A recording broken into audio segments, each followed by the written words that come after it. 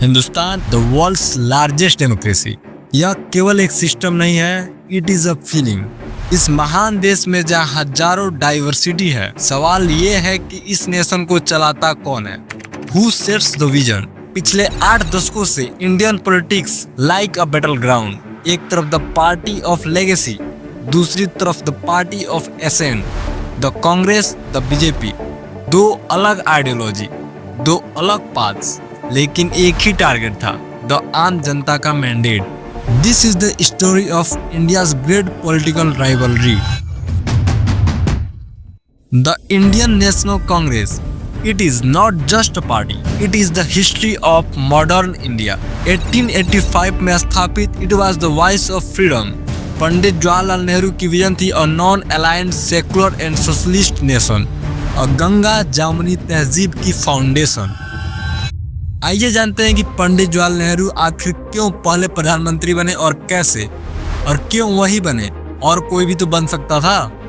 तो बात 1946 की है। भारत की आजादी की सुबह बस कुछ ही साल दूर थी। The air was full of hope and tension. Everyone new the next Congress president would become the first prime minister of independent Bharat. यह सिर्फ एक चुनाव नहीं था, यह देश के भविष्य का फैसला था।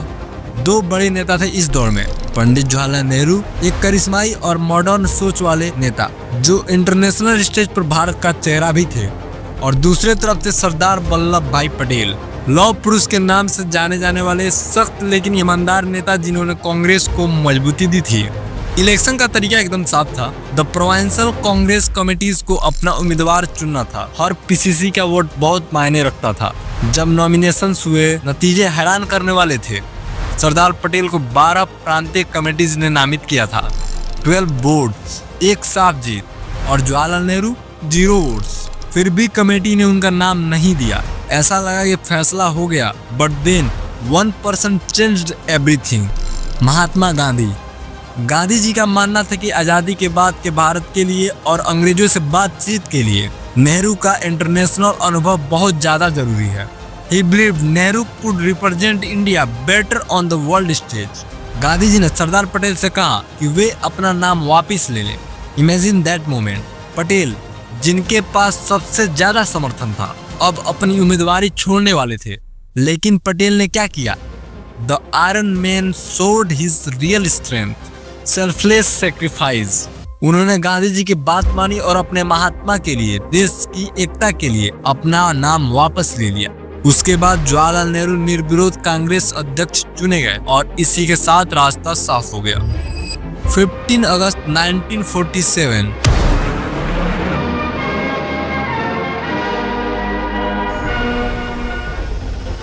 पंडित जवाहरलाल नेहरू बने आजाद भारत के पहले प्रधानमंत्री।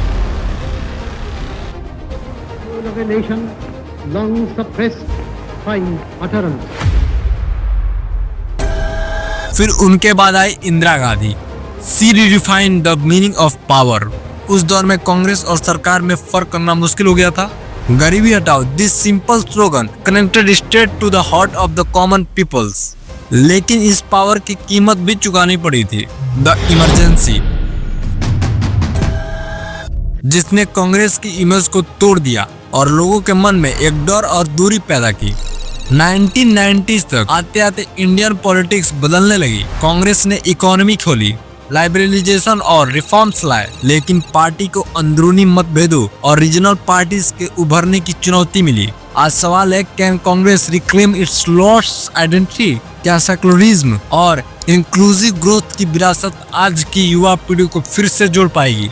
दूसरी तरफ थी एक और कहानी, भारतीय जनता पार्टी की, जिसकी जड़ें थी जनसंघ में, जो कल्चरल नेशनलिज्म और एक देश एक विधान के विचार पर टिकी हुई थी। 1980 में इसका नया रूप सामने आया, द बीजेपी। शुरुआत में एक छोटी पार्टी थी जिसका गाइडिंग फिलोसफी था इंटीग्रल ह्यूमनिज्म, यानी इंसान और समाज दोनों का संतुलित विकास।